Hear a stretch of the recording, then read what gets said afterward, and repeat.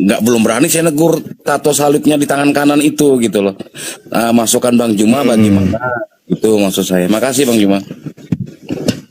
Ya nanti lambat laun pasti dia paham tuh bahwasanya di dalam beribadah ya pakai adab kan kita ibadah itu, apalagi di lengan. Kalau beliau ada tato, sebaiknya ibadahnya itu menggunakan sholatnya itu di tempat umum, di masjid misalnya, menggunakan ini lengan panjang agar supaya tidak memancing perhatian jemaah yang lain. Karena kalau memancing perhatian jemaah yang lain, bisa-bisa sholat yang di samping itu terganggu, kan begitu ya. Kecuali dia sarankan aja kalau bisa sholat di masjid itu menggunakan dengan panjang, gitu sih kalau saya. Oh iya Bang Juma. Ya makasih Bang Juma. Iya. Iya sama-sama Bang. Pelan-pelan lah saya nasihatin. Siap. Oke, kita kasih kesempatan buat Yusuf. Ya, shalom Yusuf. Yusuf maju. Assalamualaikum warahmatullahi wabarakatuh. Aku salam dulu lah. Assalamualaikum. Waalaikumsalam warahmatullahi wabarakatuh. Di sini ada sahabat kita Bang Umar. Beliau salah satu singa Allah yang disegani sama Bang Umar Al-Fariski dah. Iya beliau dari tadi. Dari tadi beliau zikir itu. Assalamualaikum Bang Umar. Pendengar kita. Baru dari rumah sakit ya? Oh sakit? Kenapa? Kok sakit? Dari mana? Sakit apa? Orang lagi sehat, Jul. Oh enggak ya? Suaranya kecil Bang Umar. Alhamdulillah. Janganlah sakit. Sakit pun harus info-info ke teman-teman. Julius ini nggak jelas lah, wong Bang Umar main TikTok kok dibilang sakit. Tuh lempar sandal juga kau Jul. Lagi lempar. Oke lah, ini ada Yusuf nih, Ada yang mau disampaikan Bang Yusuf? Dari Kristen dulu. Selamat siang. Selamat siang, shalom. Shalom. Cuma ini mau tanya ini loh, apa dasar itu kan apa temanya kayaknya tahun 2024 masih pagan itu kan kemudian pada tanya. Oh iya. Sebenarnya ini cuma ingin tanya dasarnya apa. Kalau kami oten-oten itu dikata pagan itu dasarnya. Loh, memang aku ada bilang Kristen. Enggak loh, Bang. Abang merasa pagan?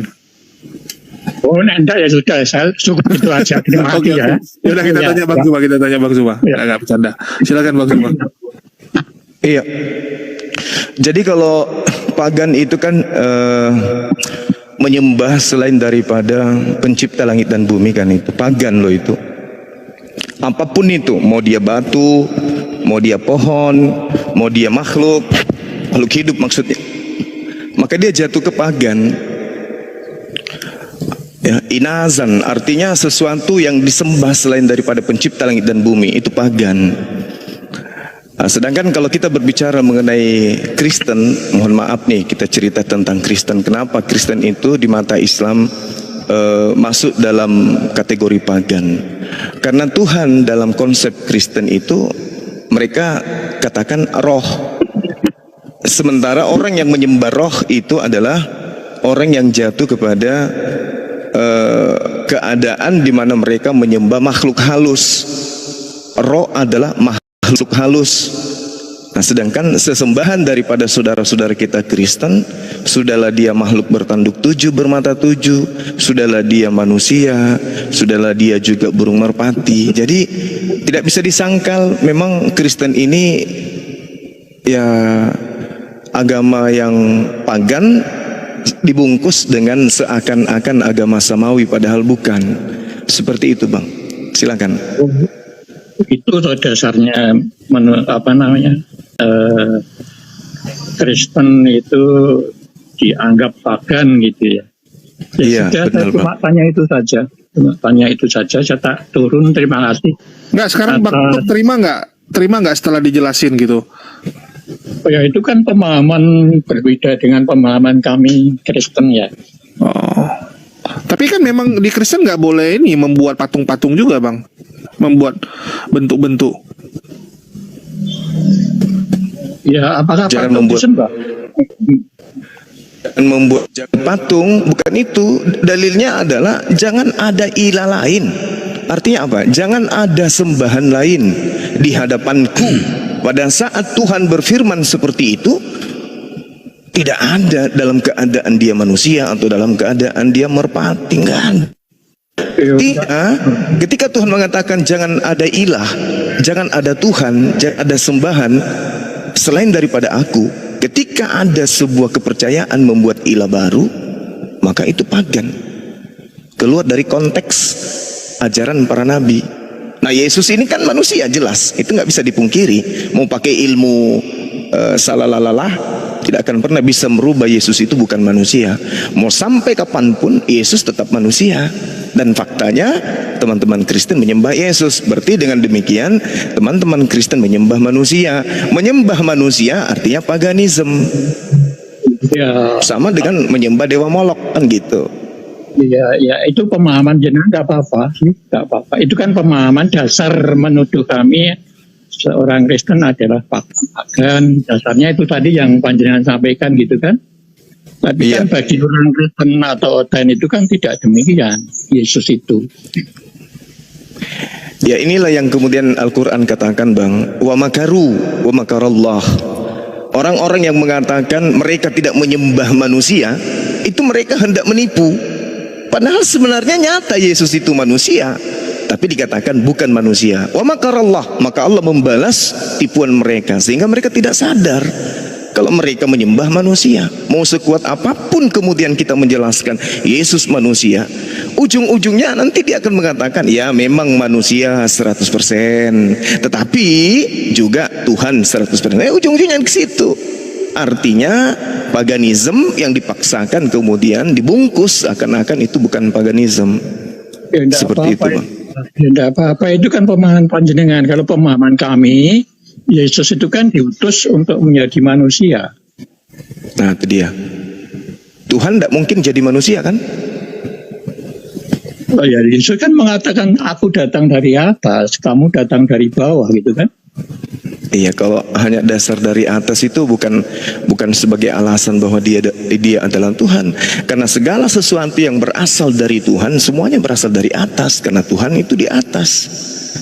Nggak ada yang tidak berasal dari atas, semua. Ya apa-apa, itu kan perbedaan pemahaman. Kalau pemahaman kami, Yesus itu kan yang diutus firman-Nya, firman Allah itu sendiri yang diutus untuk menjadi manusia gitu kan. Nah, itu dia.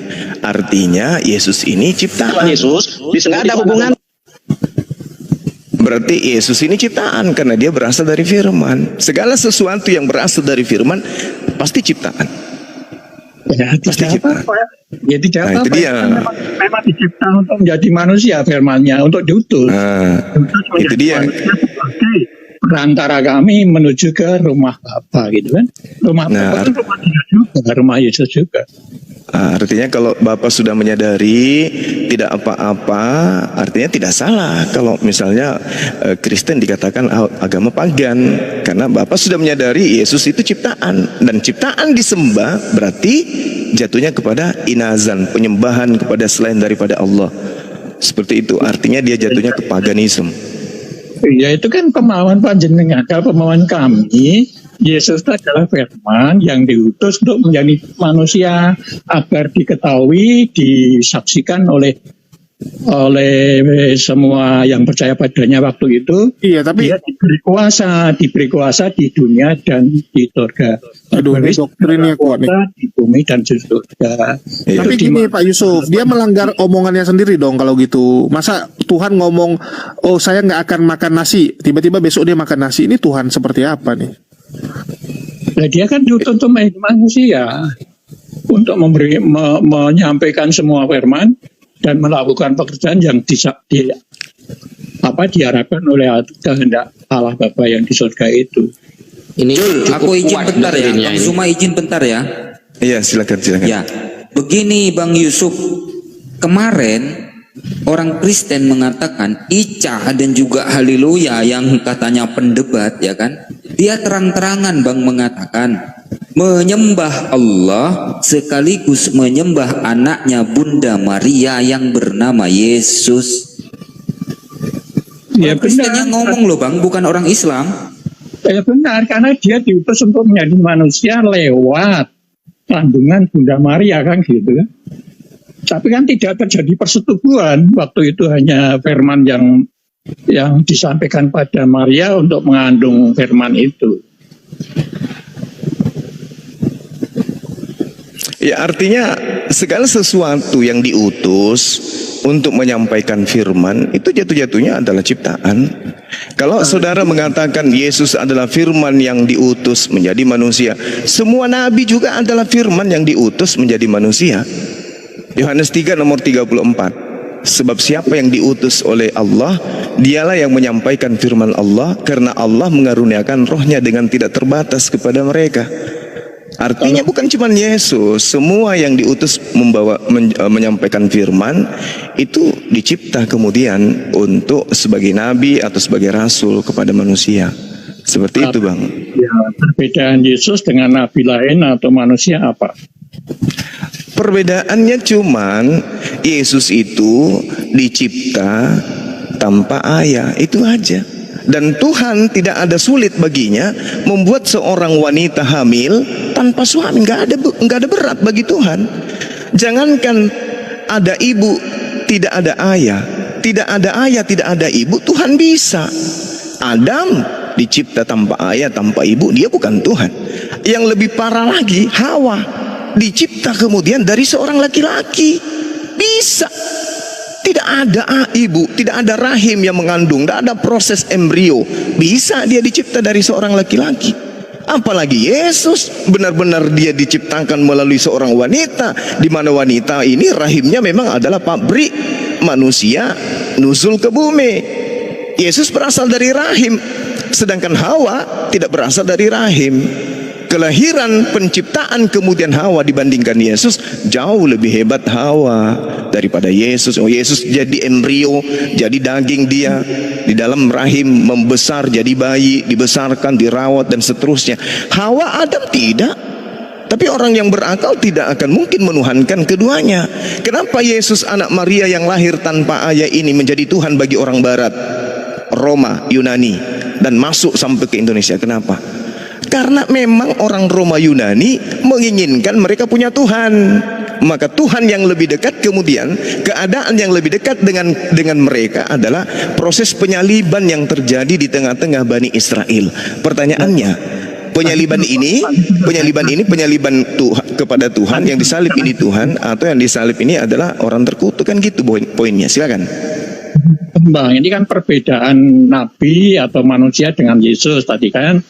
Saya mengatakan itu. Kalau coba sekarang, kalau Yesus kan di Wahyu itu dia adalah nabi, kemudian imam dan raja segala raja. Apakah ada yang seperti itu? Ya, itu kan ucapan orang-orang yang menginginkan Yesus seperti itu adanya. Sementara Yesus dengan mulutnya sendiri apa yang dikatakan? Aku tidak dapat berbuat apa-apa dari diriku sendiri. Itu pengakuan Yesus. Adapun kitab Wahyu atau kitab itu kan hadiah untuk orang-orang yang diinginkan mempertuhankan Yesus. Kitab Wahyu itu, Pak, itu kitab yang dikhususkan kepada orang-orang pagan, bukan untuk orang Yahudi, bukan para umatnya para nabi, bukan. Makanya kitab Wahyu itu larisnya di Roma. Ya berarti itu kan tujuan atau pemahaman panjenengan bahwa itu kan karangan si Yohanes, yang mimpi Yohanes. Gak apa-apa sih, itu kan pemahaman panjenengan yang berbeda. Kemudian tadi dikatakan bahwa... Nah, itu juga bukan tulisan Yohanes, Pak. Itu bukan tulisan Yohanes itu. Kitab Wahyu itu. Yang dia nabi itu juga ada bukti, dia imam juga ada bukti, dia raja juga bukti. Raja Imam siapa? Soalnya gini aja. Apa buktinya Yesus pernah? Satu aja dulu. Yesus pernah jadi raja. Apa nama kerajaannya? Itulah pemahaman yang berbeda. Raja segala raja Nah, itu dia ini. menguasai di dunia maupun di surga. Itu tidak mungkin. Itu Nanti dulu Bang. Nah, itu. Iya, silakan. Nanti dulu.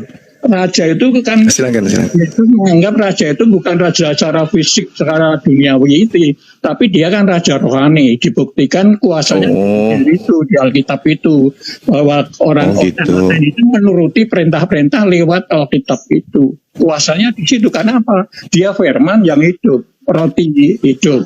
Atau firman. Nah, itu. Dan di firman itu dibukukan pemahaman berbeda di situ, Bang. Itu loh yang jadi permasalahan. Karena menganggap panjenengan hanya manusia gitu kan. Sehingga itulah bedanya gitu loh. Tidak apa-apa panjenengan pemahaman seperti itu. Iya. Kita menghargai. Itu iman saudara-saudara yang Anda dapatkan dari penganut pagan lebih dulu dari saudara.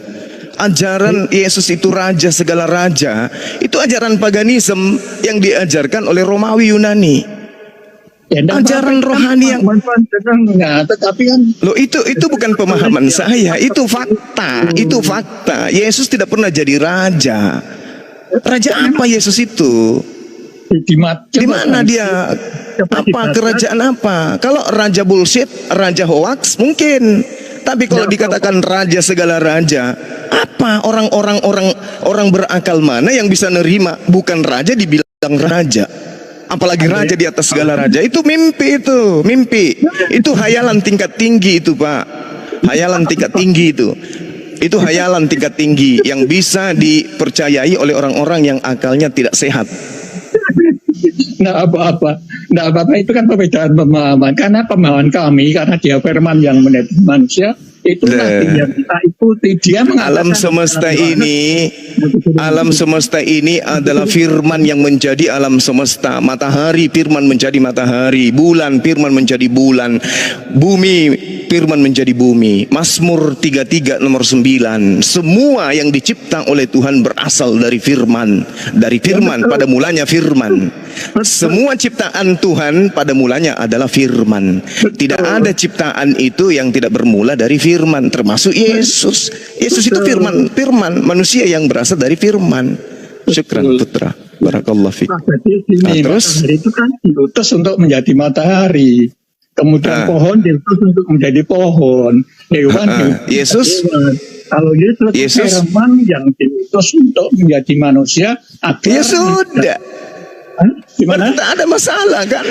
Kalau firman diutus menjadi manusia lalu dituhankan, apa bedanya firman diutus menjadi matahari? Kenapa nggak dituhankan? Sekarang sama-sama berasal dari firman.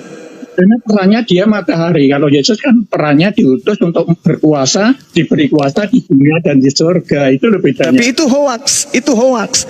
Kuasa di dunia, boro-boro kuasa di dunia. Apa kuasanya Yesus di dunia? Apa? Itulah apa? Coba. Iya enggak. Kita ini manusia yang berakal sehat, hidup di zaman modern. Coba tunjukkan satu kuasa Yesus di dunia itu apa?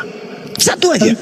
Saya katakan dia adalah firman yang hidup. Firman itu sudah tercatat dalam Alkitab itu. Kita menuruti Alkitab itu yang kita turuti untuk. Sekarang nggak usah terlalu muluk-muluk kita. Nggak usah terlalu muluk-muluk kita. Syukran, akhi putra. Sekarang gini aja, Bang Yusuf, tolong tunjukkan kuasa Yesus secuil aja untuk di dunia itu apa kuasanya di dunia? Ya itu nggak secuil aja firman Alkitab itulah, karena dia firman yang hidup. Alkitab yang kita turuti Yesus itu. Apa itu? Bible yang Anda maksud itu, Yesus tidak pernah lihat, Yesus tidak pernah ngajarkan tentang Injil karangan Matius, Injil karangan Markus, Injil karangan Yohanes, Injil karangan Lukas. Itu Yesus tidak pernah tahu menahu tentang Injil itu karangan yang muncul belakangan, Pak. Yesus nggak tahu menahu tentang kitab itu, apalagi surah Paulus. Yesus nggak tahu apa itu surah Paulus. Yesus nggak ngerti. Tidak apa-apa, karena memahami 17 ayat 17 Yohanes 17 itu berbeda. Coba baca keseluruhan, nanti akan paham. Allahu Akbar. Inilah doktrin pembunuhan yang Al-Quran katakan, wa ikhwanuhum yamuttunahum fil gayyi tsumma la yuqsirun. Teman-teman orang-orang kafir itu membantu setan-setan dalam menyesatkan manusia, dan mereka tidak akan henti-hentinya menyesatkan. Saya minta secuil kuasa Yesus di bumi ini apa? Karena firman hidup. Kita menuruti Alkitab dalam hidup ini. Ditertawakan sama kucing, Pak, kalau begitu cara jawabnya. Bapak mengatakan Yesus diberi kuasa di bumi. Jangan di akhirat deh, jangan terlalu lebay. Di bumi aja apa kuasanya Yesus? Ya sekarang kan sudah tidak adanya hanya Alkitab yang kita tahu. Alkitab adalah firman yang disampaikan oleh Yesus. Buku dari Yunani itu, Bang. Buku dari Yunani itu, Bang. Kalau tidak menyandang kata Alkitab di dalamnya, maka orang akan memandangnya itu dongeng.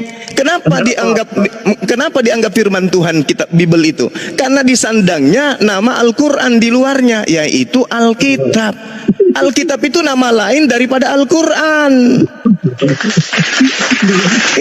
Itulah parahnya kalian. Kalian suka mengambil istilah-istilah Islam tanpa kalian sadari. Kitab kalian itu adalah apa? Biblika. Apa artinya Biblika? Apa artinya Biblika? Apa artinya Bible? Oh, nggak tahu. Yang saya tahu itu Alkitab itu adalah firman yang Alkitab lagi. Jadi bayangkan aja Pak, bayangkan. Bisa tidak kambing disebut sapi? Bisa nggak? Ya monggo saja, terserah panjenengan. Itu berarti gepeng. Berarti Bapak punya kepala itu tidak normal.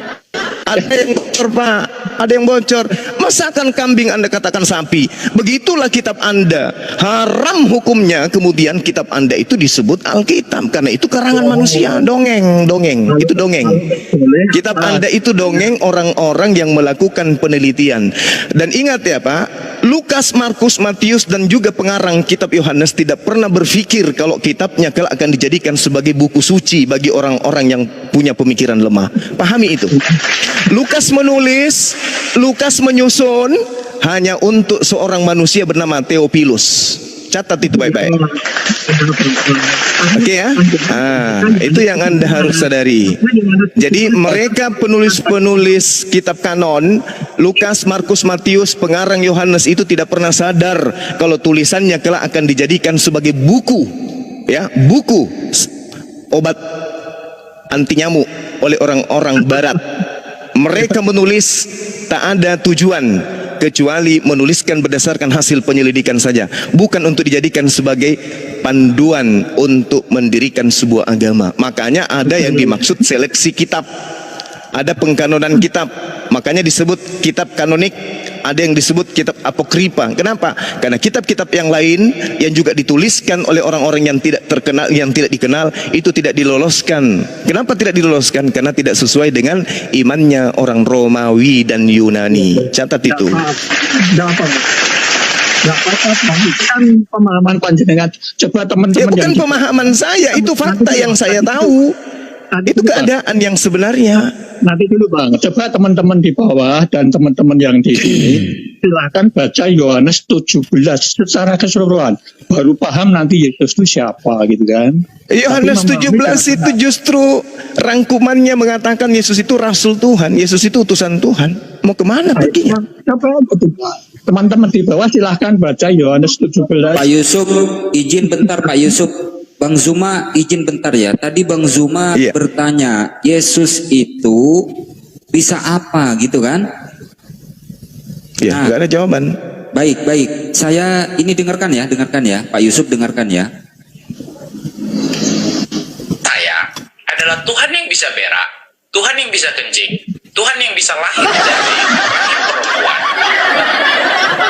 Itu Pak, yang ngomong orang Kristen itu Pak, Tuhan saya bisa berak, Tuhan saya bisa kencing, Tuhan saya bisa dilahirkan katanya Pak.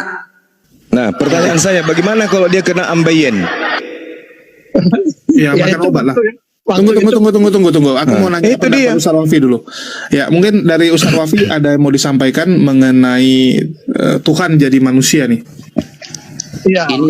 Ini doktrinnya sudah kuat Bang Zuma, Bang Jul dan teman-teman. Apa itu kan apa namanya? Nanti dulu Bang Ustadz Wafi.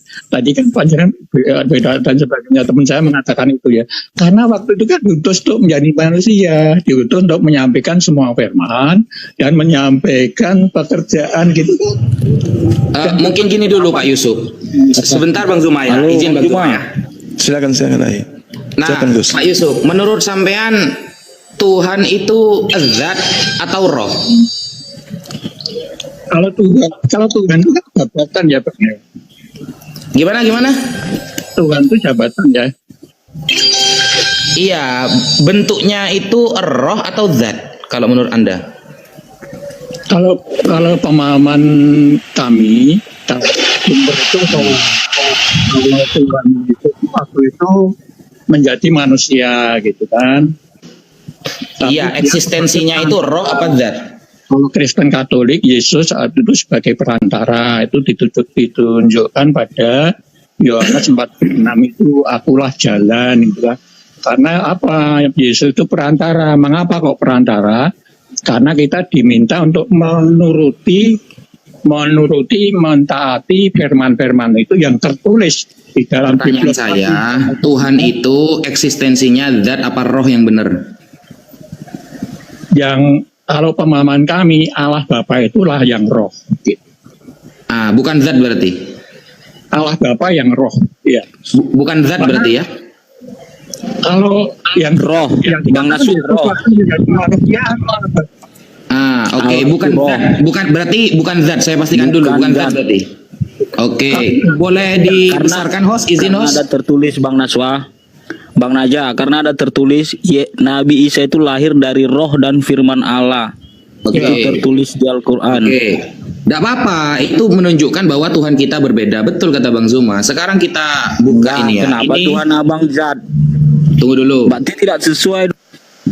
Ya, tunggu dulu ya. Ini Al-Injilul Muqaddas ya.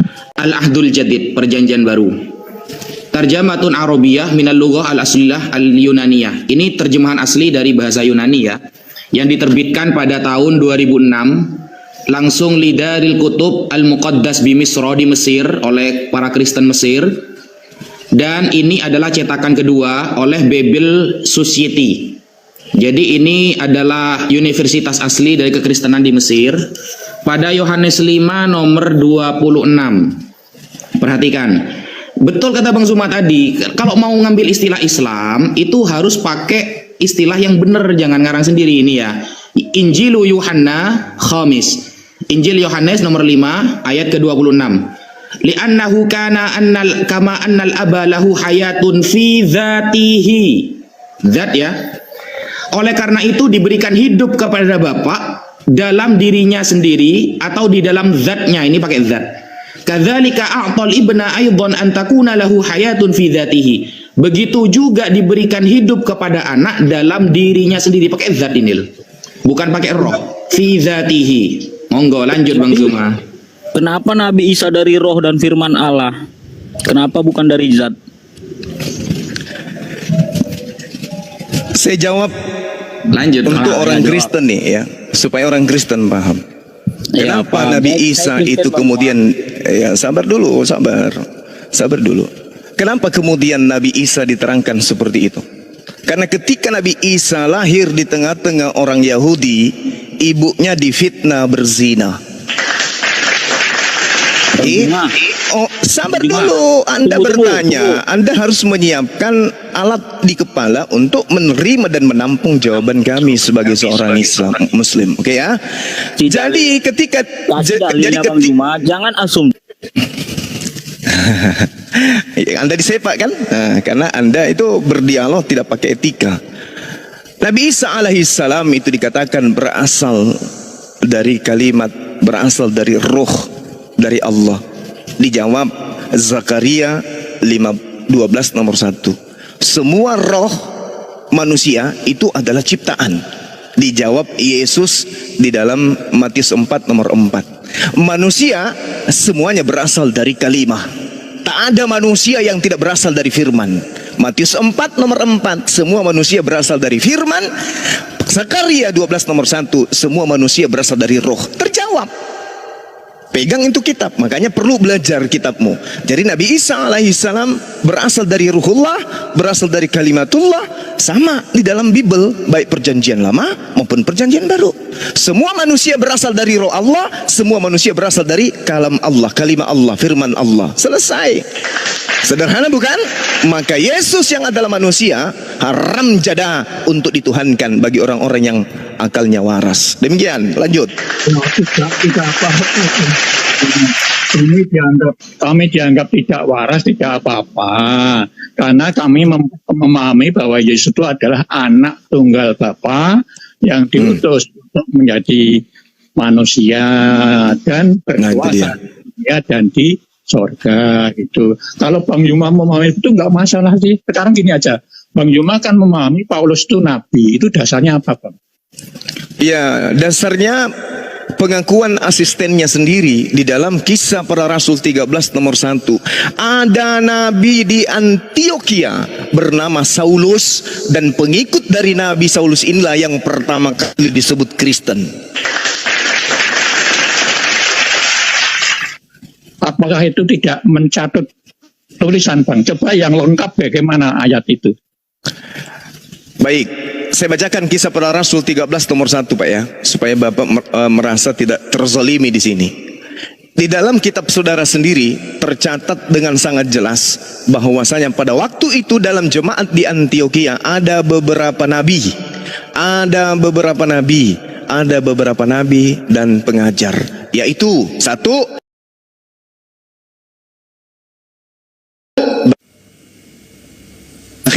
dan yang terakhir adalah Saulus. Jadi Saulus ini sebelum dia mengajarkan Kristen, dia sudah nabi duluan. Sebelum berubah nama menjadi Paulus untuk menjadi bunglon, dia sudah nabi. Pada saat namanya Saulus, dia sudah nabi. Oke ya? Dasarnya yang sebelum itu nabi di mana itu? Dasarnya kan Kisah Para Rasul 13 nomor 1. Ya, kalau itu yang sebagai dasar, kalau menurut saya beda dengan pemahaman kami orang Kristen. Karena memang musuh Bapak adalah Bible. Juma, Bulus itu Paulus di tanah Arab, bukan?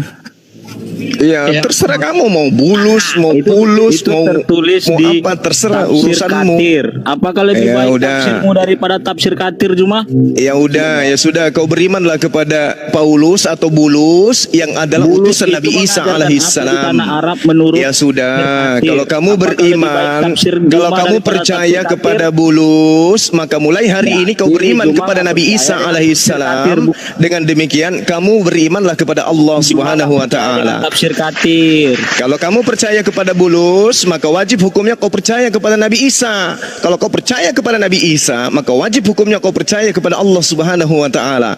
Jika kamu percaya kepada Nabi Isa, percaya kepada Allah Subhanahu wa taala, berarti wajib hukumnya kau beriman kepada baginda Rasulullah Muhammad sallallahu alaihi wasallam. Dengan demikian, silakan bersyahadat. Selesai. Jangan kau ambil bulus, lalu kau buang yang lain. Itu bahlul namanya, bahlul. Bang Yuma, ini Bang Yuma. Gimana Bang? Terlalu banyak ketawanya. Ini Bang Yuma, ada pemahaman Bang Yuma yang orang Kristen yang menganggap bahwa Paulus itu nabi, itu ada nggak, Bang? Ya kalau bukan nabi, lalu dari mana tulisan 14 buku ini dia dapatkan? Dari mana? Bukankah di dalam Bilangan 23 nomor 6? Ya, di situ diterangkan, bila ada di antaramu seorang nabi, maka aku Tuhan. Bilangan 12 nomor 6 ya. Bila di tengahmu ada seorang nabi, maka aku Tuhan akan menyatakan diriku kepada mereka. Oke? Aku akan menyatakan diriku kepada mereka melalui penglihatan dan berbicara kepada mereka melalui mimpi. Dengarkanlah firmanku ini, Bilangan 12 nomor 6. Jika di antara kamu ada seorang nabi, maka aku Tuhan menyatakan diriku kepadanya dalam penglihatan mereka dan akan berkata kepada mereka melalui mimpi. Itu nabi.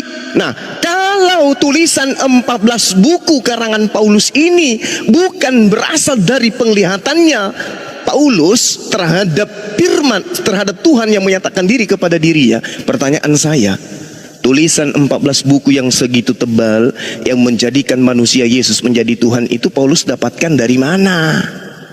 Berguru sama bom-bom gitu. Dia belajar ke bom-bom.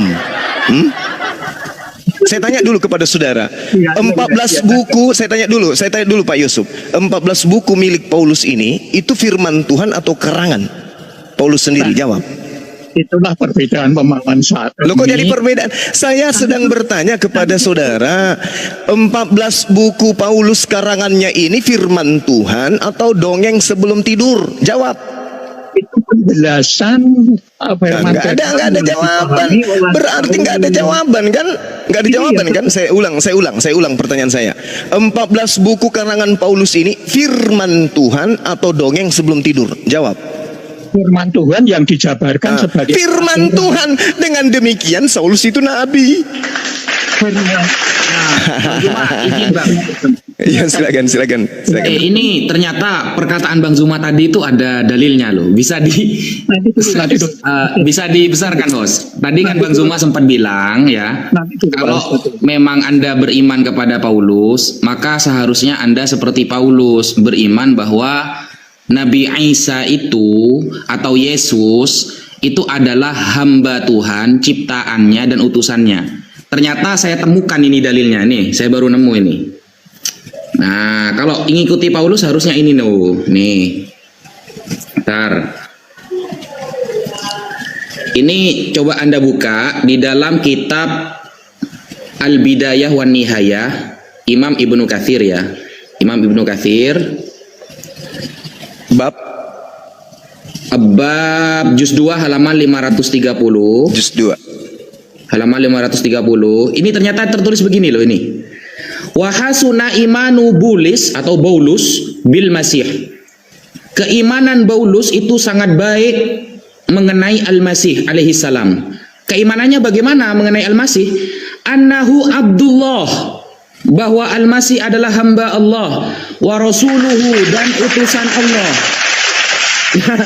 Ini berarti Paulus itu keimanannya kepada Al-Masih adalah annahu Abdullah wa rasuluh, bahwa Paulus itu adalah hamba Tuhan, ciptaannya dan utusannya. Ini di dalam kitab Al-Bidayah wan Nihayah Imam Ibnu Katsir. Jediar. Lanjut Bang Zuma.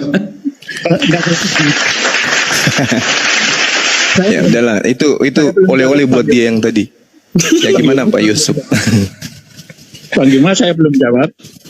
Iya, silakan. Iya, tadi kan Bang Juma mengatakan Paulus itu nabi, dasarnya tadi itu seperti itu ya. Katolik atau Kristen secara menyeluruh tidak mengatakan bahwa Paulus itu nabi. Paulus adalah pengajar. Paulus yang menyampaikan, menerjemahkan firman-firman itu pada murid-muridnya. Termasuk mengapa kok banyak kitab, 14 atau berapa, itu bentuknya adalah surat. Surat pengingatan pada waktu menjadi guru di wilayah masing-masing, di Roma, Antioquia, dan sebagainya. Surat-surat mengingatkan kembali apa yang telah diajarkan berdasar firman-firman yang ditangkap oleh dia, oleh Paulus itu, gitu loh Bang. Itu. Berarti 14 buku itu bukan firman Tuhan ya? Pak, itu terjemahan Bang, terjemahan surat, itu kan surat Paulus ke Roma, surat Paulus ke Antioquia. Iya, maksud saya, berarti 14 buku karangan Paulus ini bukan firman Tuhan kan? Menerjemahkan firman Bang. Menerjemahkan. Kalau menerjemahkan firman, berarti ada lebih awal konteks tertulis dari firman Tuhan itu, lalu kemudian diterjemahkan. Ya, dia mendengar. Gimana itu? Dia mendengar kan? Mendengar dari mana? Dari Barnabas. Dia kan bersama Barnabas. Dan dia mendengar dari mana? Dari Barnabas. Juga mendengar cara apa ya? Itu kan 2 kali didengar untuk diutus di luar Yerusalem kan itu, untuk diutus di non Yahudian itu. Itu kan juga perintah lewat apa ya? Lewat suara gitu ya. Suara yang benar-benar ditangkap oleh dia. Dan juga berarti dia nabi, Pak. Kalau begitu dia nabi. Dia pengajar. Dia itu pengajar. Saudara mengatakan dia mendengarkan firman. Dia mendengarkan firman. Berarti dia nabi. Itu kan ya apa-apa, itu kan pemahaman. Kami kan tidak menganggap bahwa Paulus itu nabi. Tapi Paulus kalau dia bukan nabi, berarti catatannya itu cuman karangan bebas, Pak. Itu pilihan berat memang. Paulus itu nabi sama dengan tulisannya adalah firman Tuhan. Paulus bukan nabi sama dengan 14 buku itu karangan pribadi. Mana yang Anda pilih? Dia nabi dengan bukunya sebagai firman Tuhan, atau dia bukan nabi dengan bukunya yang adalah karangan bebas? Yang mana yang benar ini? Sementara kitab Anda mengatakan bahwasanya dia adalah nabi. Di Antioquia dia disebut Saulus pertama kali. Dan di dalam pengakuannya, di dalam Galatia 1 nomor 15, Paulus mengaku, aku dipilih dari sejak dalam rahim. Pertanyaannya, dia dipilih sebagai apa? Sebagai penyesat, berarti selamanya akan menjadi penyesat. Dipilih sebagai nabi, berarti selamanya harus menjadi nabi. Kan begitu. Dia dipilih apa menurut saudara? Itu menyampaikan, menerjemahkan firman teman-teman yang di apa, baik diskusi maupun didengar. Jadi dia itu pengajar, Bang.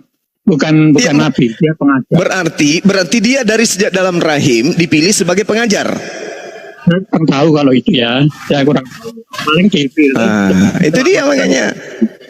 Di Paulus, Paulus itu ada dua ya Bang, dua karakter. Sebelum bertobat kan dia, katakanlah dia dikuasai oleh roh-roh jahat sehingga pembunuh dan sebagainya. Setelah dia dikuasai Roh Kudus, dia itu hidup kudus, hidup yang sesuai dengan kehendak Allah, yaitu firman-firman. Tidak salah. Bahkan ketika dia menjadikan dirinya sebagai pengajar, menurut saudara, disitulah dia menyesatkan banyak manusia, Pak. Mau bukti? Tak kasih dalil. Ini pengakuan dari mulutnya sendiri, Pak. Ini pengakuan dari mulutnya sendiri. Demikianlah bagi orang Yahudi. Dengarkan. Demikianlah bagi orang Yahudi, aku menjadi seperti orang Yahudi, supaya aku memenangkan orang-orang Yahudi. Bagi orang-orang yang hidup di bawah hukum Taurat, aku menjadi seperti orang yang hidup di bawah hukum Taurat, sekalipun aku sendiri tidak hidup di bawah hukum Taurat, supaya aku dapat memenangkan mereka yang hidup di bawah hukum Taurat. Ini apa ini? Ini watak dan tabiat apa yang kayak begini, yang suka nyamar-nyamar seperti ini? Kepada orang Yahudi dia ngaku Yahudi padahal dia bukan orang Yahudi. Kepada penganut ajaran Taurat dia mengaku sebagai orang yang taat kepada hukum Taurat meskipun dia tidak taat kepada hukum Taurat.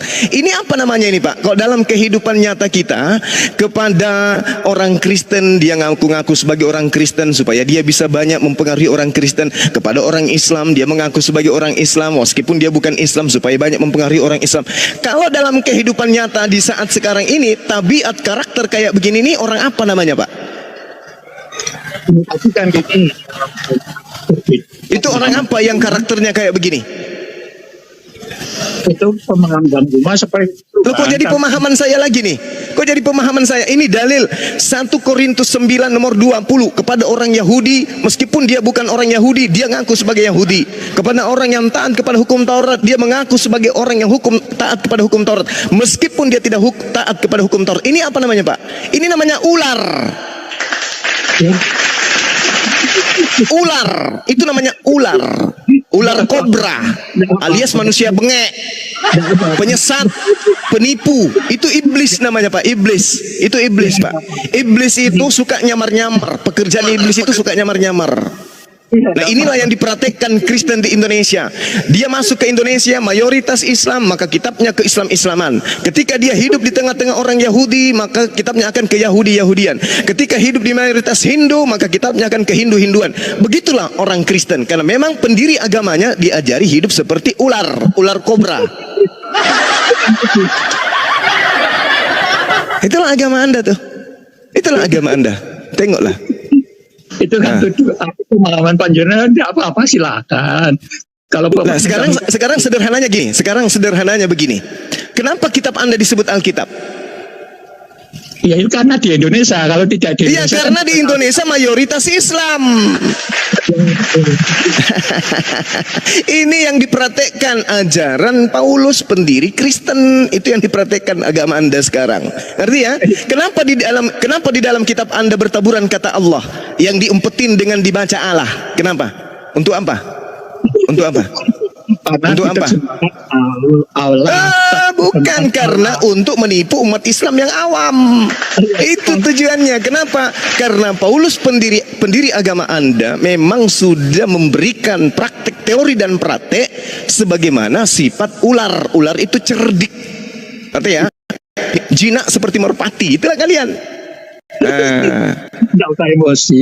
Yang kok emosi pula? Yang emosi siapa? Di situ yang emosi. Pura-pura tertawa, tapi gusar hati Anda mendengarkan kebenaran. Penjenengan itu yang lagi emosi, tapi pura-pura menahan emosinya dengan tertawa. Saya memberikan data, saya memberikan fakta. Agama Kristen itu adalah agama ular.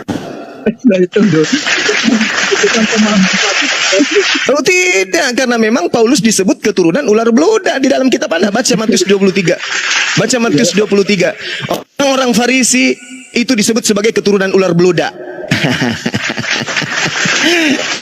Memang sakit Pak, memang sakit. Karena kebenaran itu harus kita ungkap supaya Bapak itu bisa kembali waras ya, kembali sehat. Seperti itu Pak. Perbedaan pemahaman sangat menyakitkan ya Bang. Tapi pemahaman kami memang jauh berbeda sekali dengan pemahaman Bang Yuma. Oh beda lah, beda. Ajaran pagan dengan ajaran samawi, ajaran tauhid dengan ajaran trikwek-kwek itu beda Pak. Gak mungkin sama, gak mungkin sama. Iya betul. Kami aku itu. Kami memahaminya bukan pagan. Kalau dengan memahami pagan, Anda tidak memahaminya bukan pagan. Anda memahaminya agama Anda bukan pagan karena tolak ukurnya bukan akal. Tolak ukurnya adalah iman saja, percaya saja. Sekarang masuk akalkah? Masuk akalkah kemudian Tuhan itu mati? karena yang saya pahami, mencintai Allah itu ada 4 Pak. Cintailah Allahmu dengan segenap jiwamu, dengan hatimu, dengan segenap hatimu, sehingga kami tidak hanya akal saja. Tapi ada nggak di situ dari keempat komponen yang Bapak jelaskan, ada nggak di situ cintailah Tuhanmu dengan imanmu? Ada nggak? Ada nggak? Tunjukkan ke saya. Ada nggak? Jauh itu benar, kenapa tidak diimani Pak? Nggak ada Pak, dengan iman nggak ada. Iman itu muncul setelah keempat komponen ini kita lalui. Sekarang bisa nggak Kristen melalui akal? Kasihilah, cintailah Tuhanmu dengan akal. Bisa nggak Kristen lewat di situ? Lewati itu satu tangga ini dulu. Masuk akal tidak Tuhan keluar dari vagina? Itu tidak bisa, hanya satu. Nah, itu tidak bisa apa? Tidak bisa masuk akal. Gak bisa. Sudah aku bilang begini Pak. Ini bahasa yang sangat-sangat bijak untuk Kristen. Kristen itu adalah orang pintar. Kristen itu orang cerdas ketika berhubungan dengan hal-hal duniawi. Itu orang Kristen juara 1 tuh. Tapi ketika berhubungan dengan kitabnya, berhubungan dengan agamanya, berhubungan dengan Tuhannya, maka Kristen itu tak beda dengan kambing peliharaan saya. Camkan itu baik-baik. Kenapa? Kambing. Oke, saya tambahi dulu, Bang Jul. Dibesarkan Bang Jul. Apa yang disampaikan Bang Zuma itu, Pak, ternyata diaminkan ya oleh orang-orang Kristen sendiri. Ini kalau kita buka ya, sejarah Alkitab, telaah historis atas kitab yang paling banyak dibaca di seluruh dunia yang ditulis oleh Karen Armstrong. Ini penulis dari Kristen sendiri. Jadi dia itu pernah mengatakan begini, Pak. Paulus pada saat itu sejenak pun sama sekali tidak pernah berpikir bahwa dia sedang menulis kitab suci.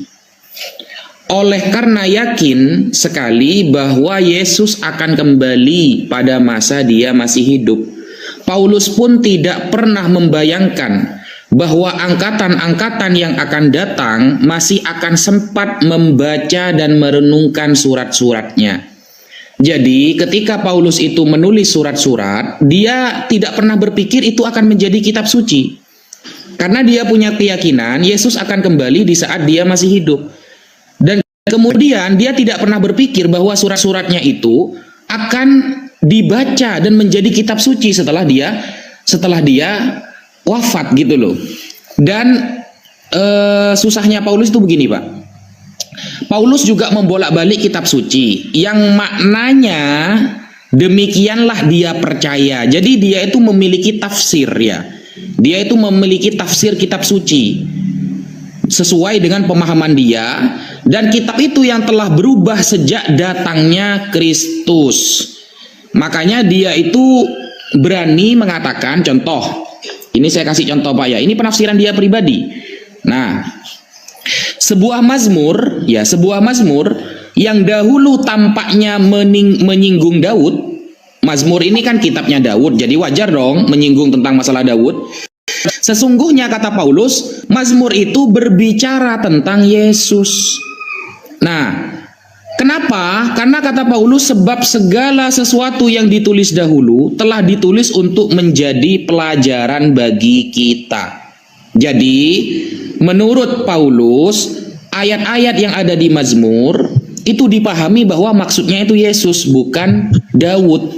Padahal ya Mazmur itu menyinggung Daud. Nah, berarti kan posisi Paulus ini sebagai penafsir ya, penafsir kitab Perjanjian Baru.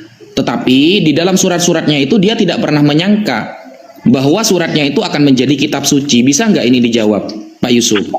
Bisa, karena kitab suci itu kan terdiri.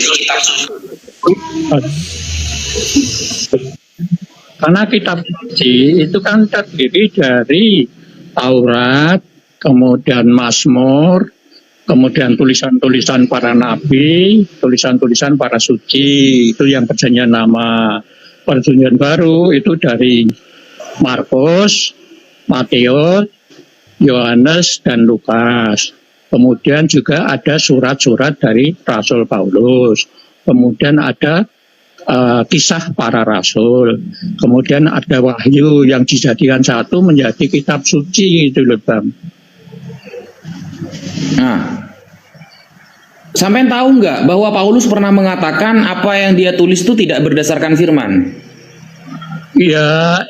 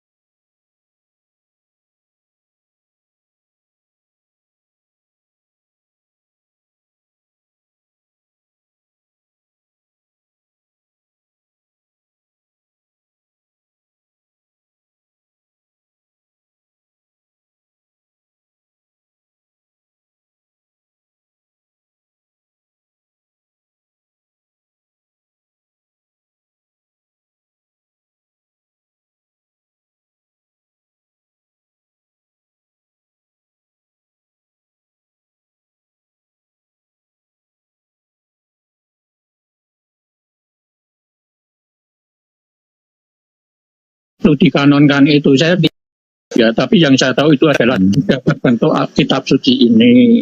Ini dari Bapak Beda. Kalau panjenengan ingin tahu, Kristen Katolik itu dasarnya kepercayaan kami ada tiga. Yang pertama Alkitab, kemudian katekismus, dan juga tradisi. Ada tiga itu. Nah, ada buku-buku banyak, dokumen-dokumen baca itu Pak, suaranya makin lemas, Pak. ya Vatikan sana gitu. Suaranya semakin jauh loh, Pak. Halo. Ya, Oke.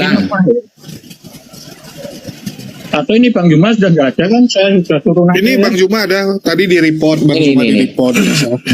Saya ada Bang, lanjut Bang, lanjut. Ya, itu tadi pertanyaan tentang Paulus tadi, kenapa di dalam masuk dalam kitab suci gitu kan. Nah, dalam pemahaman kami, kitab suci itu kan ada beberapa pengarang ya, ada 40 atau berapa penulis gitu kan. Tidak hanya Paulus saja. Kalau Paulus itu hanya tergolong dalam surat-surat pengajaran dia sebanyak 14 atau apa, untuk mengingatkan pada murid-muridnya. Kenapa dituangkan dalam kitab suci? Itu juga mungkin sudah persetujuan para bapak-bapak gereja gitu.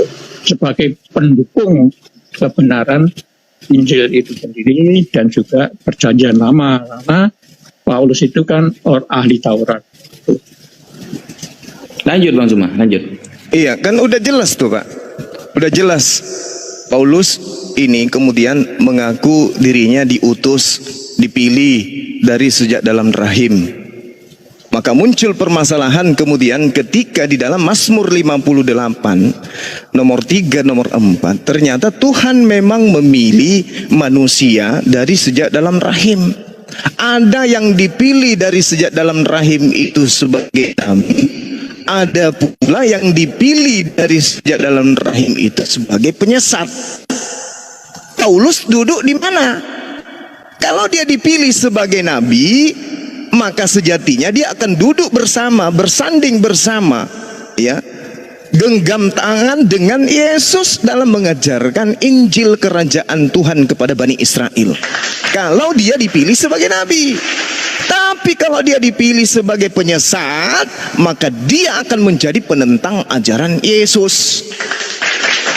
Maka dengan demikian, ketika dia dipilih sebagai penyesat, maka tentu ajaran-ajaran Yesus ini akan bertentangan dengan ajaran Paulus. Ya, itu Ini bahaya. Ya, Ini pemahaman saya. Tunggu Bang Yusuf, aku ngecek dulu ya. Itu Ya. karena bagi memahami Paulus itu nabi, sedangkan di seluruh dunia sudah ada yang memahami kalau Paulus itu nabi. Bang Yusuf, coba kondisikan mic-nya Bang. Bang, itu kok kayak di dalam air Bang Yusuf nih, kayak naik turun. Ya aku tes dulu nih, Uni Rifa masih sadar nggak? Assalamualaikum Uni Rifa sama Akang, dan shalom Bang Babang. Oke, Uni Rifa jadi berhala. Halo. Ya, bagusin mic-nya Pak. Nih di mana Pak Yusuf nih? Di depan rumah. Iya, kok jadi jelek? Iya, coba lagi. Halo. Jelek juga. Kecil Pak, bukan jelek, kecil. Oh, mungkin mungkin baterainya mau drop apa ya? Loh, kok ngedrop HP baterai kok jadi suara jelek?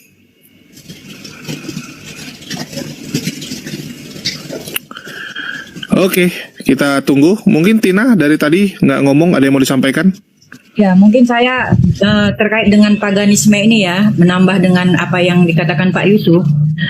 Jadi begini, Bapak Ibu semua ya, di agama Kristen itu, di dalam bukunya itu tidak berisi hanya sebagai firman saja, juga merupakan kisah sejarah tokoh-tokoh Yesus, tokoh-tokoh nabi-nabi di Perjanjian Lama yang dikumpulkan dalam satu buku gitu. Terkait dengan Yesus, kenapa dia menjadi manusia? Sehingga banyak orang mengatakan pagan. Nah, kalau di keyakinan kami, kalau kami sebenarnya tidak mau kalau memang Yesus tidak mengatakan seperti itu. Tetapi karena Yesus menyatakan dirinya dalam mulai dari dia lahir, mulai dari pengajarannya yang menerima Taurat, kemudian kematiannya, pengajarannya, oleh orang-orang Kristen meyakini bahwa Tuhan itu ada, dan itu pesan Tuhan kepada manusia yang percaya ya kepadanya. Mungkin ada yang tidak percaya. Jadi kami sebagai orang Kristen tidak bisa menambah-nambah gitu. Itu memang pesan dari Yesus. Dia itu Tuhan. Dia itu memiliki 3 sosok, tapi satu kesatuan. 3 roh ya, tapi satu kesatuan. Dan kami tidak bisa menentang itu. Karena apa? Karena itu sudah pesan dari Yang Maha Kuasa yang kami yakini. Jadi apapun yang dibilang oleh aliran-aliran atau penganut-penganut lain yang mengatakan bahwa oh Yesus itu enggak Tuhan, kami tidak bisa mengelak itu karena itu sudah pesan dari Tuhan gitu. Itu makanya menurut saya penganut-penganut Kristen ya yang ada di dunia ini mungkin tidak mungkin bodoh gitu ya, atau menerima begitu saja. Itu semua sudah melalui proses ya, dari mulai nabi-nabi dulu, dari kemudian kepada para rasul-rasul yang supaya bisa diwariskan kepada manusia setelah mereka itu dibukukan. Nah, itulah yang diterima saat ini sama umat Kristen. Terkait dengan paganisme, kenapa kami itu tidak mengatakan bahwasanya Kristen itu pagan? Karena apa? Karena Tuhan sendiri mengatakan saya adalah Allah yang Esa. Aku adalah Tuhan, kata Yesus ya. Kemudian ada ada firman, akulah firman, akulah Allah, aku Bapa. Jadi itu semua sudah diterangkan, disaksikan oleh saksi-saksinya. Jadi bagi umat Kristen itu tidak bisa kami sangkal. Bukan berarti kami itu tidak mau. Misalnya contohnya hanya satu Tuhan. Tidak. Tapi pesan yang disampaikan oleh Allah kami melalui Yesus Kristus itu adalah saya adalah 3 sosok tetapi satu. Nah, itulah yang kami pegang terus.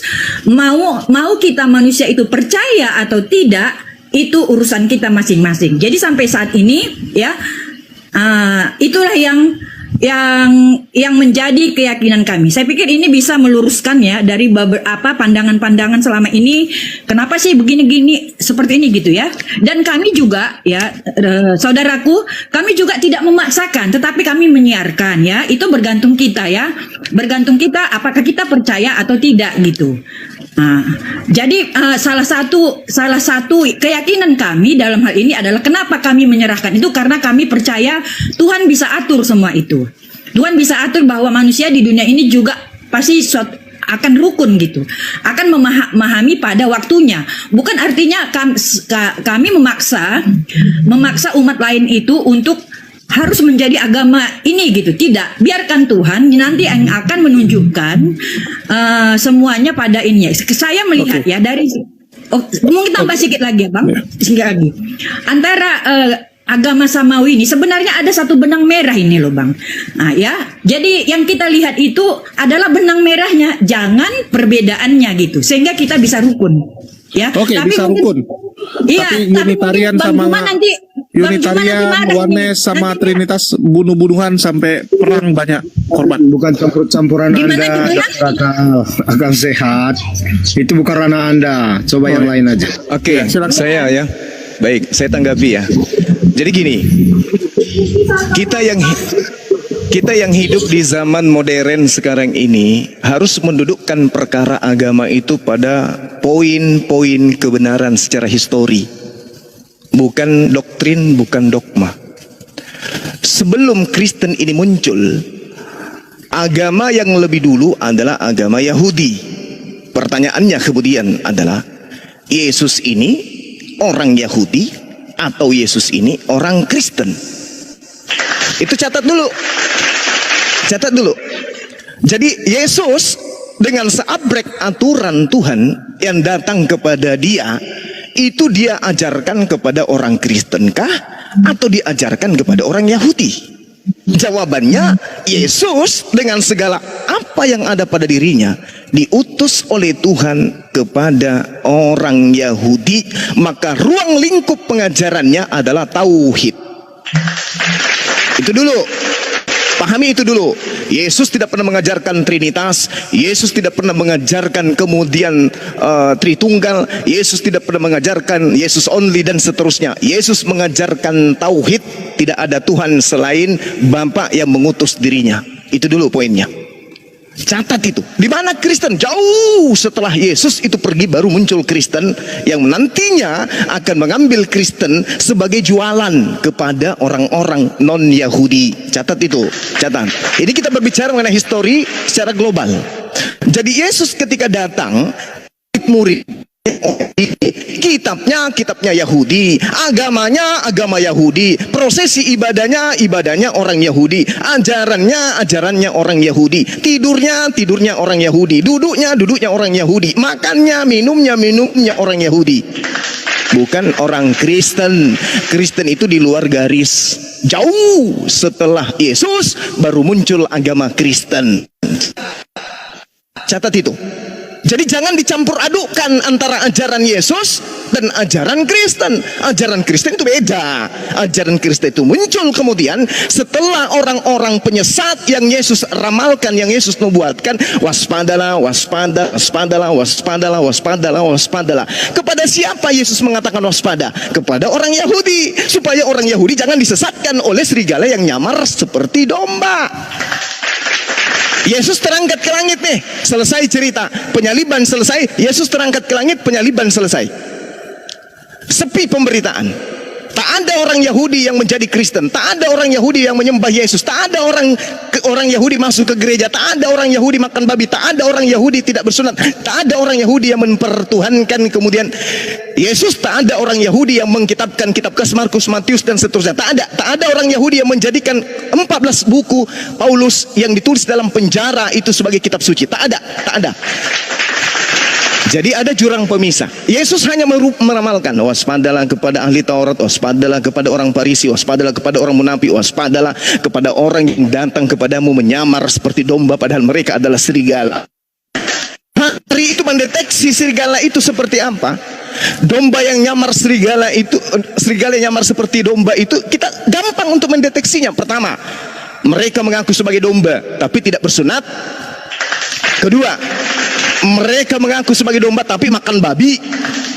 Ketiga, mereka mengaku domba tapi ibadahnya hari Minggu. Kelima, mereka mengaku domba tapi Natalan. Tidak ada domba makan daging, tidak ada. Tak ada domba yang makan babi, tak ada. Yang makan babi itu adalah serigala. Hanya serigala yang makan daging, daging babi. Jadi yang Yesus maksud, waspadalah kepada serigala yang nyamar seperti domba. Yang dimaksud di sini adalah orang Roma. Yang dimaksud di sini adalah orang Yunani yang datang di tengah-tengah orang Yahudi, bukan orang Arab, bukan orang Indonesia, bukan orang Jepang, tapi yang datang kepada tengah-tengah Yahudi adalah orang Roma, serigala. Nah, sekarang permasalahannya adalah Kristen ini kapan muncul? Kristen ini dengan seabrek ajarannya yang pagan ini munculnya kapan? Ini sudah sabar bang, 30 detik. Ini sudah 2000 tahun. Yahudi masih tetap Yahudi, Yesus masih tetap Yahudi. Dia taat sampai dia mati dan tidak pernah menjadi Kristen. Kenapa 2000 tahun Kristen tidak memiliki tempat di rumah ibadahnya orang Yahudi? Kenapa? Karena Kristen itu adalah Abu Dasara. Kristen itu adalah ajaran bidat yang diharamkan kemudian masuk ke dalam Yerusalem, yang diharamkan kemudian mereka itu masuk ke rumah ibadahnya orang Yahudi. Jadi Kristen ini adalah agama pagan yang mengatasnamakan Yahudi, tapi sebenarnya mereka adalah serigala yang nyamar seperti domba. Tanggapi saya dengan ilmu, jangan curhat, jangan kemudian ngeyel. Silakan. Oke, selamat siang. Selamat siang. Oke, boleh saya menanggapi apa yang dikatakan Juma? Bang, kok bisikan anaknya bang? Nanti kita kena pelanggaran bang. Halo, saya tanggapi. Ya, silakan. Ya, jangan cuma curhat Pak ya, jangan cuma curhat. Saya butuh data dalil. Silakan. Pernah membaca Matius 16:18 enggak? Pernah. Pernah Pak. Apa itu? Di dalam kitab Matius 16 ini, kalau Bapak menjadikan ini sebagai sandaran, satu hal. Sebelum Anda menjadikan ini sebagai tameng untuk membantah penjelasan saya, pahami dulu bahwa pengarang Matius ini bukan murid Yesus, bukan Lewi. Oke ya. Nah, sekarang kalau Anda membawa Matius 16 nomor 18, betul di sana dikatakan bahwasanya Yesus berkata, aku pun berkata kepadamu, engkau adalah Petrus, dan atas batu karang ini aku akan mendirikan jemaatku, dan alam maut tidak akan menguasainya. Satu oleh-oleh hadiah yang berharga untuk Bapak. Dengarkan saya baik-baik.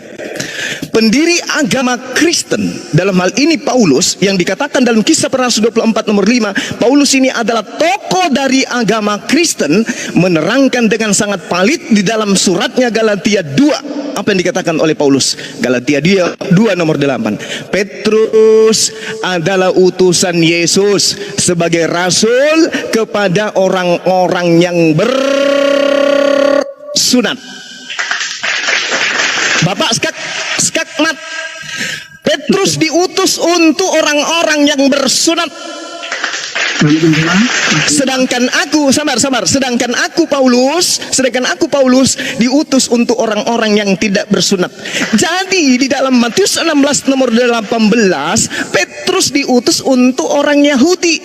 Rumah ibadah, jemaat mula-mula, kemudian batu karang yang didirikan oleh Petrus sudah pasti batu karang yang adalah jemaatnya orang-orang yang bersunat. Siapa mereka orang-orang yang bersunat ini?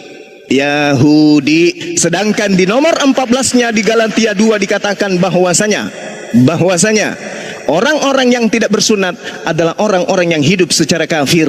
Tidak mungkin jemaat Petrus adalah jemaat orang-orang yang tidak bersunat. Tak mungkin.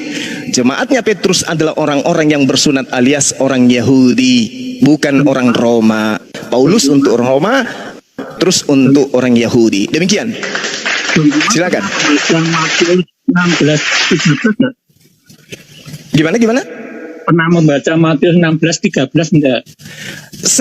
13 itu Pak, itu pengantar dari pengarang. Setelah Yesus tiba di daerah Kaisarea Filipi, ia bertanya kepada murid-muridnya, kata orang, siapakah anak manusia ini? Sudah jelas kok, siapakah anak manusia ini? Dibantah Hosea 11 nomor 9, Tuhan pencipta langit dan bumi, bukan manusia. Bilangan 23 nomor 19, Tuhan bukan anak manusia. Sementara Yesus sendiri mengaku dirinya, siapakah anak manusia itu? Jawab mereka, ada yang mengatakan Yohanes Pembaptis, ada juga mengatakan Elia, ada yang mengatakan Yeremia dan seterusnya. Lalu Yesus bertanya kepada mereka, tetapi apa katamu, siapa aku ini? Jawab Simon Petrus, engkau adalah Mesias, anak Tuhan yang hidup. Apa masalahnya? Lalu Yesus mengatakan, berbahagialah engkau Simon, sebab bukan manusia menyatakan itu kepadamu, melainkan Tuhanku yang ada di langit. Berarti menurut Yesus, dia adalah Mesias, hamba Allah yang hidup. Apa permasalahannya? Permasalahannya ada di Kristen yang menuhankan hamba Allah. Demikian, ya. Silakan. Saya Syariah Filipi itu di Yerusalem atau di mana? Gimana? Syariah, jangan ayat 13 tadi loh, Filipi itu di mana letaknya Pak? Kaisaria Filipi itu ini di luar daripada Yerusalem, betul? Ya, itu terus Yesus mengatakan di atas batu karang itu di situ. Di mana? Iya, betul. Benar sekali, betul. Itu tidak disalahkan. Tetapi yang menjadi pengikutnya kemudian adalah orang-orang bersunat. Betul? Itu betul? Kan Bang tidak membaca setelah ini setelah Alkitab. Kami tadi di depan mengatakan bahwa Katolik itu dasarnya ada 3, yaitu katekismus atau magisterium itu, tradisi dan Alkitab. Bang Yuma membaca di luar Alkitab enggak bahwa Petrus itu paus pertama di Vatikan? Oh, itu tipuan Pak. Itu penyesatan sepanjang sejarah anak keturunan Adam. Petrus tidak akan pernah menjadi paus bagi orang-orang yang tidak bersunat. Pahami itu. Petrus murid Yesus tidak akan mungkin menjadi tokoh dari agama paganisme. Pahami itu. Yesus berpesan kepada Petrus, dengarkan di Matius 10 nomor 5 nomor 6. Yesus jangan engkau ke bangsa lain, tetapi pergilah kepada domba-domba yang sesat dari umatku Israel. Oke? Jadi jangan mimpi. Kalau dikatakan Paus Petrus itu adalah murid Yesus, itu bullshit, itu penipuan manusia sepanjang sejarah anak keturunan Adam. Catat itu baik-baik.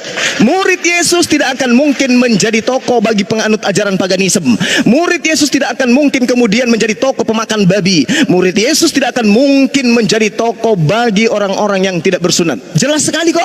Anda dibantah oleh Paulus sendiri. Galatia 2 nomor 8, kata Paulus, Petrus diutus kepada orang-orang yang bersunat. Berarti Petrus diutus kepada orang siapa? Yahudi. Ya, itu kan bukti bahwa itu bukti sabar Babang, sabar. Itu hanya memahami Alkitab saja, tidak membaca. Lalu informasi apa? Informasi apa yang bisa digunakan kemudian? Bapak, Bible Anda itu konon ceritanya firman Tuhan. Kenapa firman Tuhannya Anda tinggalkan kemudian ketika berbicara mengenai kebenaran? Paulus menuliskan kemudian Galatia 2 nomor 8, Petrus diutus untuk orang-orang yang bersunat. Apa yang kurang? Yesus berpesan kepada Petrus, jangan datang kepada orang-orang yang tidak bersunat. Kurang apa lagi? Anda mau membantah kitab Anda sendiri? Pernah membaca, pernah di Antioquia tidak? Gimana? Petrus pernah di Antioquia tidak? Kalaupun Petrus pernah datang ke Papua, Pak, kedatangannya ke Papua mencari orang-orang yang bersunat. La haula wala quwata illa billah. Bukan berarti dia ke Antioquia, dia mencari orang-orang yang tidak bersunat. Dia itu utusan Yesus untuk kaum Bani Israel. Berapa kali harus saya kasih data? Matius 10 nomor 5. Oke, itu pemahaman Bang Juma. Itu pemahaman saya, itu tertulis di kitab saudara. Ya Allah ya Karim. Ya, karena tidak membaca di luar Alkitab. Gitu loh. bahwa paus itu sampai sekarang ada 266 paus dari Ya, Petrus. itu derita Anda, itu derita Anda. Yesus itu untuk Bani Israel, murid-muridnya untuk Bani Israel. Yang Anda sebut paus itu ya mungkin ikan paus. Wallahu alam bisawab. Yang jelas murid-murid Yesus tidak akan mungkin menjadi soko guru bagi orang-orang paganisme. Pahami itu. Bang Yuma pernah membaca enggak bahwa Petrus itu makamnya di Vatikan? Iya, apa susahnya dibuat itu kuburan bernama Petrus, bernama Bom-Bom, bernama Pisidiking, nggak ada susahnya. Manusia aja bisa diedit menjadi Tuhan kok, apalagi kalau cuma kuburan. Nggak usah Pak, nggak usah memperbodoh kebodohan, nggak usah diajarin ke orang, nggak usah.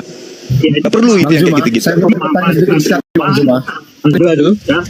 Ini pemahaman Bang yang Loh, kok jadi pemahaman saya? Itu Bibelnya yang mengatakan Yesus berpesan kepada ke-12 muridnya, jangan ke bangsa Roma, tapi datanglah kepada domba-domba sesat yang berasal dari umat Israel. Kalau domba sesatnya ada di Vatikan, domba sesatnya ada di Papua, domba sesatnya ada di Manado, maka murid-muridnya datang ke sana. Tapi datang ke sana bukan untuk orang Kristen, tapi datang ke sana untuk Bani Israel saja. Iya. Hanya pada saat Rasul Paulus itu menjadi pada saat Yesus masih ada. Tapi setelah Yesus tidak ada, itu kurang memahami menurut saya. Setelah Yesus tidak ada lagi perkataan Yesus, Pak. Setelah Yesus tidak ada, yang muncul adalah penyesat-penyesat. Tak ada lagi ajaran Yesus. Ketika Yesus ada, apa yang dikatakan oleh Yesus? Semua firman telah aku sampaikan kepada muridku. Dan muridku percaya bahwa aku adalah Rasulullah, bahwa aku adalah utusan Allah. Itu muridnya. Sedangkan Kristen ini bukan murid. Yes, Kristen ini adalah manusia-manusia yang mempertuhankan manusia Yesus, bukan murid Yesus. Kristen itu la haula wala quwata illa billah. Pemahaman yang sangat Bukan pemahaman. Yesus mengaku, aku diutus hanya kepada domba-domba yang sesat dari umat Israel. Itu Yesus yang mengatakan, Pak, bukan saya. Yesus yang berkata demikian, bukan Bang Suma. Bang Yuma pernah membaca Yohanes 3:16 itu. Jangan ragukan Bang Suma. Yohanes 3 nomor 6. Begitu besar kasih Allah ke alam dunia ini, maka dia menganugerahkan hambanya yang satu-satunya terakhir sebagai nabi dan rasul kepada Bani Israel. Barang siapa yang percaya kepadanya memperoleh hidup yang kekal. Barang siapa yang tidak percaya kepada nabi dan rasul terakhir satu-satunya untuk Bani Israel ini, maka dia akan mati di dalam dosanya. Maka kami umat Islam percaya kepada Yesus bahwa dia adalah utusan Tuhan untuk Bani Israel saja, bukan untuk Bani Kunarion, bukan untuk bidat, bukan untuk Abu Dasrah, tapi hanya untuk Bani Israel. Kami percaya, maka kami memperoleh hidup yang kekal. Anda percaya enggak ketika Yesus berkata, aku diutus hanya untuk domba yang sesat dari Israel? Anda percaya tidak pengakuan Yesus itu? Nangis di siang hari. Selamat siang. Mulut Yesus yang berkata, aku diutus hanya untuk domba-domba yang sesat dari umat Israel. Anda percaya tidak itu? Iya, betul. Percaya tidak? Betul. Anda percaya tidak? Percaya tidak? Karena tahu. Kalau percaya, berarti Yesus hanya untuk Bani Israel. Ente bukan Bani Israel. Nggak usah emosi. Loh, kok emosi pula? Apa yang menyebabkan saya emosi? Nggak ada. Islam itu rahmatan lil alamin. Sebagai rahmat saya mengajarkan Anda kebenaran. Yesus mengatakan, aku diutus hanya kepada domba yang sesat dari umat Israel. Ente mau percaya atau tidak percaya, renungkan sendiri. Karena Tuhan sendiri mengatakan, barang siapa yang percaya akan memperoleh hidup yang kekal, yang tidak percaya akan mati di dalam dosanya. Nangis, Pak. Telepon Pak Bom-Bom suruh ke sini hadapi saya. Pak Bom-Bomnya telepon suruh ke sini hadapi saya. Selamat siang. Boleh saya sekali ngomong? Iya, silakan. Pak Yusuf, beli tisu dulu. Kalau nangis beli tisu dulu. Biarkan saudara Babang yang berbicara. Pak Yusuf, beli tisu. Cuci muka dulu, Pak. Bang Zuma, Apa Iya. dasar Anda mengatakan Kristen itu ajaran pagan? Apakah Oh jelas, bagus, pertanyaan yang sangat bagus. Karena Kristen mempertuhankan manusia, jelas itu. Dan Kristen tidak ada satu nabi pun yang mengajarkan itu. Kristen adalah ajaran yang muncul di tengah-tengah orang bidat. Ya, oke. Yesus tidak mengenal Kristen. Yesus tidak pernah menyebut kata Kristen. Yesus tidak pernah tahu apa itu Kristen. Tidak pernah. Pahami itu. Ya. Maka Kristen sama dengan paganisme. Silakan. Setahu saya, ajaran pagan itu adalah ajaran kepercayaan atau praktik spiritual yang biasanya berpusat pada kehormatan terhadap alam atau kekuatan alam, seperti menyembah pohon besar, batu besar. Dan kalau secara umum, ajaran pagan itu tidak bisa dikaitkan dengan agama-agama yang terorganisir seperti agama-agama di dunia ini, seperti Kristen, Katolik, Islam. Itu tidak bisa karena dia bukan bersumber pada alam. Jadi maksud saya seperti ini. Kadang diskusi ini ranah publik ya Bang. 1,1900 orang itu menonton. Jadi artinya tolong bicara itu berdasarkan pengetahuan yang betul.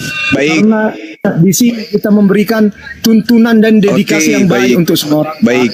Nah, jadi maksudnya Baik, begini, saya- perjelas dulu kenapa Abang sebutkan itu pagan. Kalau dari yang Abang sebutkan itu bukan ajaran pagan, itu berbeda pengertian kita mengenai Kristus dari Anda dan saya, itu aja. Kalau soal perbedaan kepercayaan, perbedaan persepsi terhadap sesuatu hal, itu lumrah. Jadi di situ kita mari beradu data, siapakah Yesus menurut Anda, siapa Yesus menurut saya. Jangan dengan serta-merta menyatakan pagan itu Kristen. Anda nggak berdasar menyatakan Kristen itu agama pagan. Biasa agama pagan itu yang praktiknya itu setiap umat itu cara beribadahnya beda-beda. Itulah agama pagan. Jadi nggak ada satu aturan resmi di dalam kegiatan beribadah mereka. Itulah ajaran pagan. Oke. Oke, baik. Apa sih pagan itu? Ini harus Anda pahami dulu. Pengetahuan kontemporer seputar ajaran-ajaran pagan itu Anda harus bekali diri Anda dulu. Jadi jangan Anda membantah sedikit pun pernyataan saya kalau Anda tidak memahami ilmunya. Yang disebut pagan itu adalah penyembahan kepada selain pencipta langit dan bumi. Mau dia pohon, mau dia kayu, mau dia manusia, mau dia sapi, atau apapun itu selain daripada pencipta langit dan bumi yang dituhankan, maka jatuhnya paganisme. Orang-orang yang kemudian memahami tentang ini, contoh misalnya ajaran yang disebut Helena atau pengajaran penyembahan kepada roh-roh, itu jatuh kepada paganisme. Bagaimana dengan Kristen? Roma 5 nomor 6, Wahyu 5 nomor 6. Siapa di sana? Tuhannya orang Kristen, bertanduk 7 bermata 7. Ini apa namanya? Binatang bertanduk 7 bermata 7, dan itulah ketujuh roh Theos yang nusul ke atas muka bumi ini. Bedanya dengan ajaran paganisme yang lain apa? Coba. Yesus manusia. Anda mengatakan paganisme itu sabar. Anda mengatakan paganisme itu adalah agama kepercayaan yang mendudukkan bumi ini sebagai Tuhan. Apa yang ada dari unsur bumi ini menjadi Tuhannya. Betul sekali. Yesus adalah bagian dari unsur bumi. Dia manusia yang dikandung oleh ibunya, dinetein, dimandiin, dikelonin, diapain sama ibunya. Dia manusia yang dituhankan kemudian. Maka pusat ketuhanan dan kepercayaan Yesus bertumpu kepada konsentrasinya kepada siapa? Yang mereka sebut dua kata, Tuhan Yesus. Tuhan Yesus. Tuhan Yesus. Tuhan Yesus. Tuhan Yesus. Hari ini kalau kita berbicara kepada orang Kristen, yang disebut apa? Tuhan Bapa, Tuhan Roh Kudus, Tuhan Bapa, Tuhan Roh Kudus. Ketika mereka jatuh dari kendaraan yang disebut Tuhan Yesus, haleluya, halilintar, itu yang mereka sebutkan. Artinya ajaran Kristen bertumpu kepada ajaran duniawi. Pertanyaan saya, dengarkan baik-baik. Nabi mana yang mengajarkan menyembah kepada manusia yang terindikasi adalah inkarnasi dewa? Jawab saya, silakan. Oke, saya rasa kalau ajaran pagan tadi sudah jelas ya. Tetapi ketika saudara menyebutkan bahwa ajaran selain menyembah kepada pencipta adalah ajaran pagan, oke, kita bisa setuju itu. Jadi dasarnya kenapa Kristen menyembah Yesus, menganggap Yesus adalah Allah, karena di dalam kitab suci mereka sendiri memang Yesus itu tertulis sebagai Allah. Dan beberapa di ayat Alkitab memang menunjukkan ke arah situ bahwa Yesus itu adalah awal dari penciptaan. Dan tanpa Yesus itu juga tiada sesuatu yang tercipta. Atas dasar itulah umat Kristen menyatakan bahwa Yesus itu Tuhan. Jadi kalau soal yang lebih lainnya, mari kita beradu data, boleh.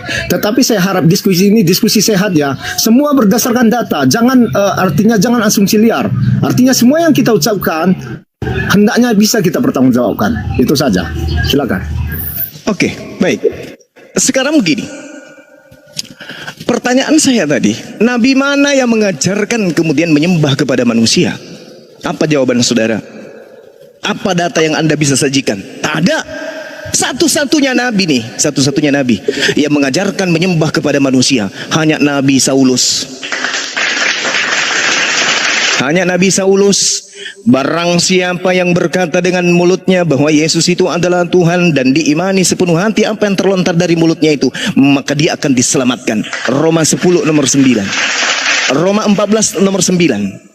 Apa yang dikatakan oleh Yesus? Untuk itulah Yesus menjadi mayat, supaya dia bangkit untuk menjadi Tuhan bagi Romawi dan Yunani. Jelas kan? Maka yang mengajarkan satu-satunya nabi yang mengajarkan kemudian menyembah kepada manusia hanya Nabi Saulus. Sekarang permasalahannya adalah, apakah Nabi Saulus ini nabi palsu atau dia adalah nabi pilihan Tuhan untuk non-Yahudi? Itu yang Anda harus jawab. Silakan. Dari kitab surat-surat yang ditulis Paulus, sebenarnya Paulus sudah jelas bukan menyuruh menyembah terhadap manusia. Dia menyuruh menyembah Tuhan. Cuman bedanya pengertian Anda Yesus itu bukan Tuhan, dan di kitab di surat-surat yang ditulis oleh Paulus menyatakan bahwa Yesus itu adalah Tuhan. Hanya di situ bedanya ya. Jadi artinya di sini soal persepsi.